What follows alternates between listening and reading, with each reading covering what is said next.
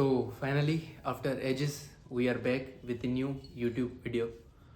So मैं कहाँ था, क्या कर रहा था और क्यों बिज़ी हो गया था. So बीच में रमज़ान आ गया था.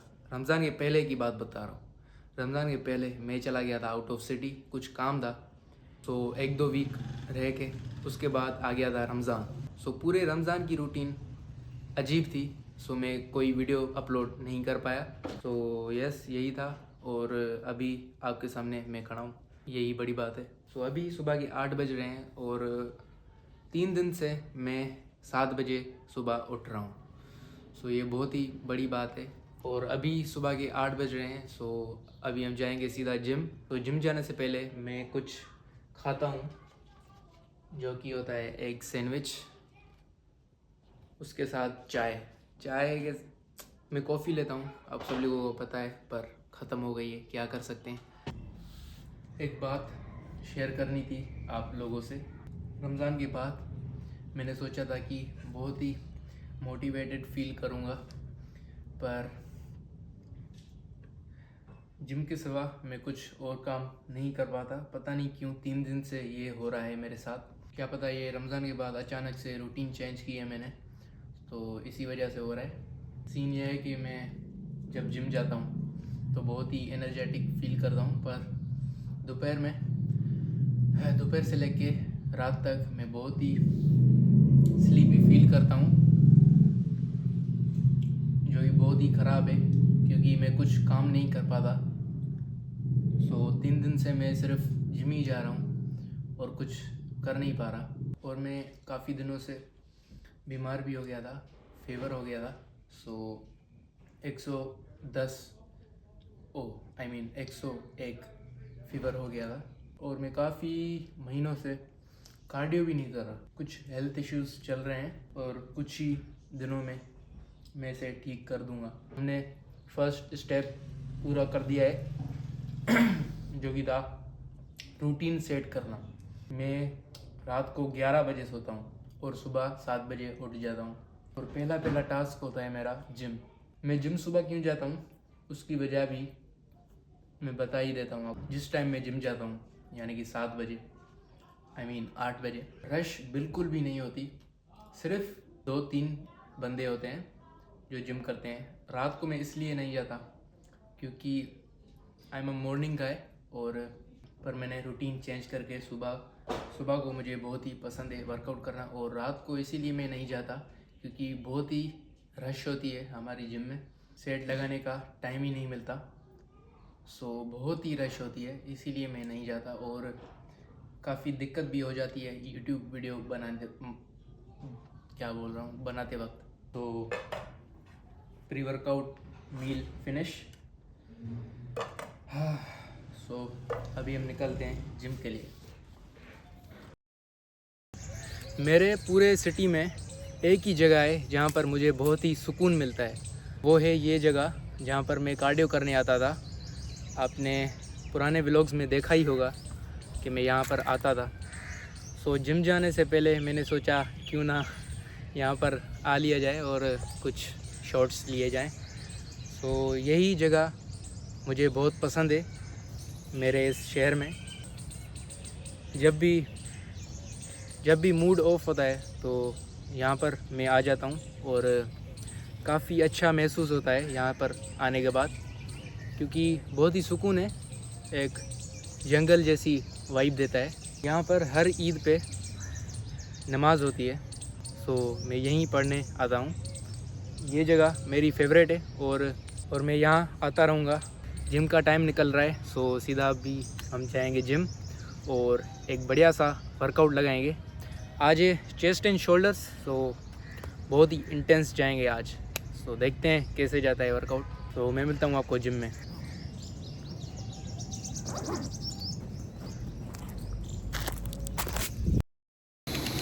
ऑलराइट, अभी हम पहुँच गए हैं जिम. सीधा वार्म अप करेंगे पहले, फिर वर्कआउट स्टार्ट करेंगे. तो आज का वर्कआउट आप सभी लोगों को पता ही है, चेस्ट एंड शोल्डर्स. मैंने स्प्लिट चेंज की है, वो मैं किसी और ब्लॉग में अपनी स्प्लिट आप सभी लोगों को बताऊंगा. सो आज अभी शुरू करते हैं अपना चेस्ट एंड शोल्डर।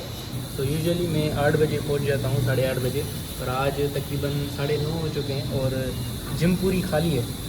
तो आज पीसफुली वर्कआउट करेंगे। 1-2 मंथ पहले जब मेरी पीक स्ट्रेंथ थी तब मैं 35 kg डंबल के साथ तकरीबन 9 से 12 रेप्स लगा लेता था। पर पिछले चेस्ट वर्कआउट में मैंने 6 रेप्स लगाए, जो कि बहुत ही कम रेप्स हैं। पहला वार्म अप सेट लगाने के बाद हम स्टार्ट करेंगे। तो पहला और आखिरी warm up set 25 kg dumbbells.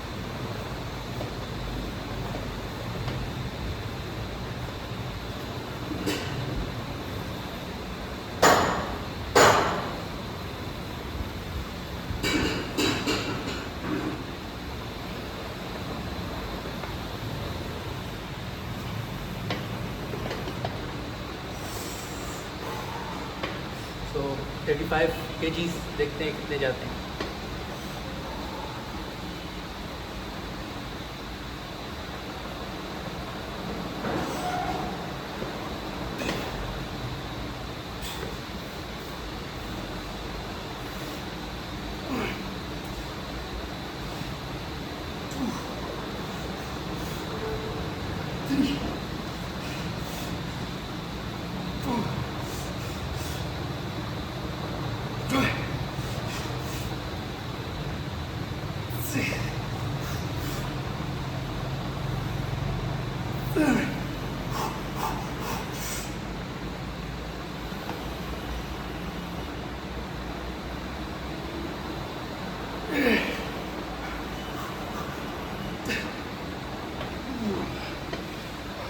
आठ रेप्स गए, जो कि बड़ी बात है क्योंकि हमने पहले पिछले चेस्ट वर्कआउट में 6 रेप मारे थे।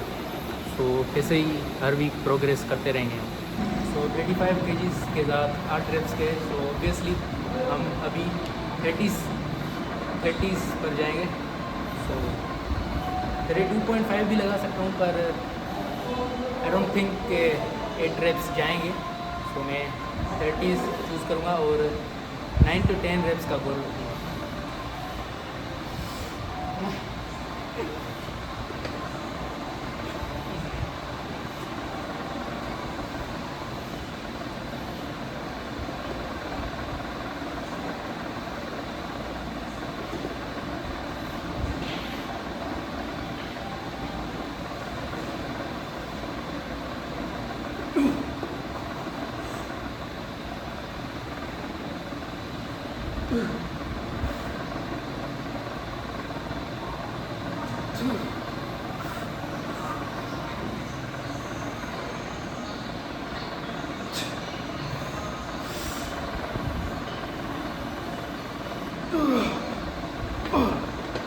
पता नहीं कितने गए, तो वीडियो में देख लूँगा।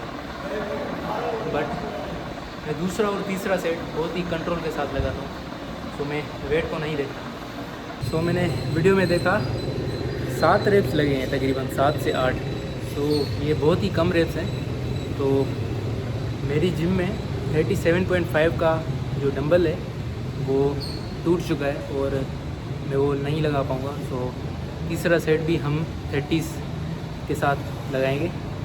सो अभी थोड़ा रेस्ट टाइम ज़्यादा लेके और 8 रेप्स फिर से अचीव करेंगे। सो दूसरे सेट में मैंने गलती ये की थी कि मैंने सिर्फ 2 मिनट रेस्ट किया था। सो इस वक्त 3 से 4 मिनट्स या 5 मिनट तक रेस्ट लगे, मुझे 8 रेप्स तक जाना है। आप सभी लोगों को मैं एक टिप देना चाहूँगा, जैसे मैंने अभी दूसरे सेट में गलती की कि मैंने 2 मिनट रेस्ट लिया। उसका नुकसान ये हुआ कि मेरे बहुत ही कम रेप्स लगे और मैं 3 से 4 मिनट रेस्ट करता तो क्या पता 9 से 10 रेप्स लगा पाता। सो बहुत ही डिफरेंस आता है। अगर आप टाइम कम लोगे तो रेप्स कम आएंगे, क्योंकि आप इतना इंटेंस ट्रेन कर रहे हो अगर मेरी तरह, तो आपको बहुत ही मुश्किल होगी। सो मैं यही कहूँगा कि 3 से 4 मिनट का रेस्ट लिया जाए। तो मैं तो 3 से 4 मिनट का रेस्ट लेता हूँ हर सेट के बाद। अगर मशीन्स होती हैं तो मैं 2 मिनट मैक्स लेता हूँ पर अगर कंपाउंड मूवमेंट होता है तो मैं 4 से 5 मिनट लेता हूँ। 4 से 5 मिनट तो बहुत ज़्यादा हो गया, मैं तकरीबन 3 से 4 मिनट तक लेता हूँ, मैक्सिमम 4 मिनट।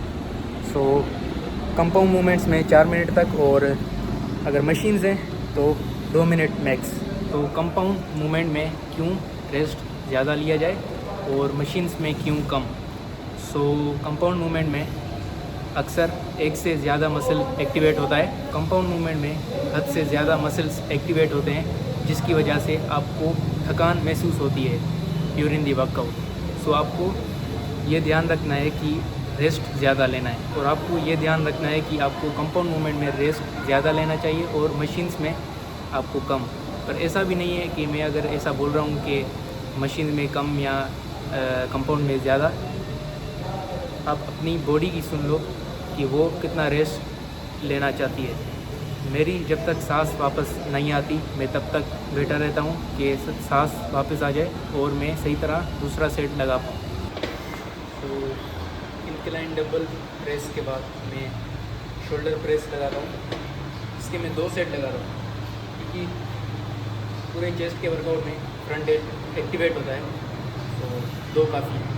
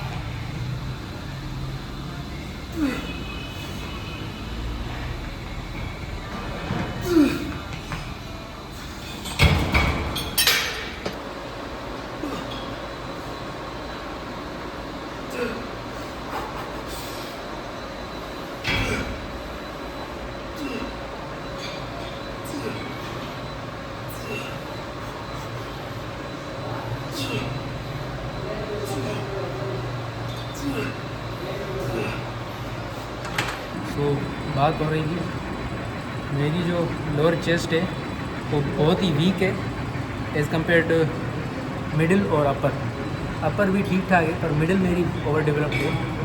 तो मेरी लोअर चेस्ट काफ़ी वीक है। तो पहले मैं चेस्ट फ्लाइज ऐसे लगाता था मिडिल की तरफ।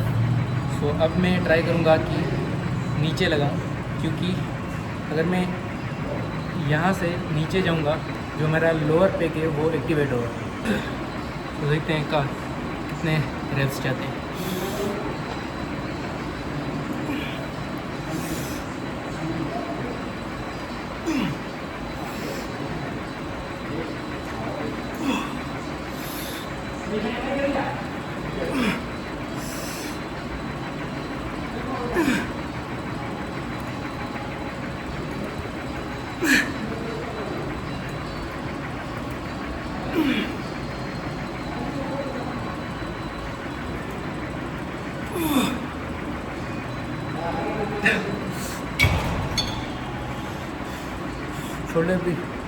शोल्डर पे काफ़ी पेन हो रहा है, पता नहीं क्यों। लगता है ये मूवमेंट सूटेबल नहीं है मेरे लिए। अब दूसरा सेट जो है वो वेट कम करके लगाएंगे, क्योंकि फ्रंट शोल्डर पे काफ़ी डिस्कम्फर्ट फील हो रहा है। सो इंजरी ना हो जाए, इंजरी से बचने के लिए वेट कम करना पड़ेगा। मैं इतना चीज़ों को वैसे ओवर कॉम्प्लिकेट नहीं करता, तो ऐसा नहीं है कि मैं अगर डिक्लाइन फ्लाई लगाऊंगा तो मेरी लोअर पैक ही एक्टिवेट होगी, ऐसा बिल्कुल नहीं है। आपकी पूरी चेस्ट एक्टिवेट होगी, पर जो मेन पार्ट है आपका ग्रोथ का वो लोअर पेग होगा। अगर आप इंक्लाइन डंबल प्रेस लगा रहे हो या कोई भी मशीन लगा रहे हो चेस्ट की या स्मिथ मशीन लगा रहे हो इंक्लाइन, तो उसमें आपका अपर पेग सिर्फ एक्टिवेट नहीं होता, आपका पूरा चेस्ट का पेग जो होता है अपर, मिडिल और लोअर सारे पेग एक्टिवेट होते हैं। बस बात ये होती है कि अपर पेग ज़्यादा एक्टिवेट होता है अगर आप इंक्लाइन लगा रहे हो। अगर आप मिडिल सीधी बेंच पर लगा रहे हो तो वो ज़्यादा एक्टिवेटेड होगा। अगर आप डिक्लाइन प्रेस लगा रहे हो तो डिक्लाइन लोअर पेग ज़्यादा एक्टिवेट होगा।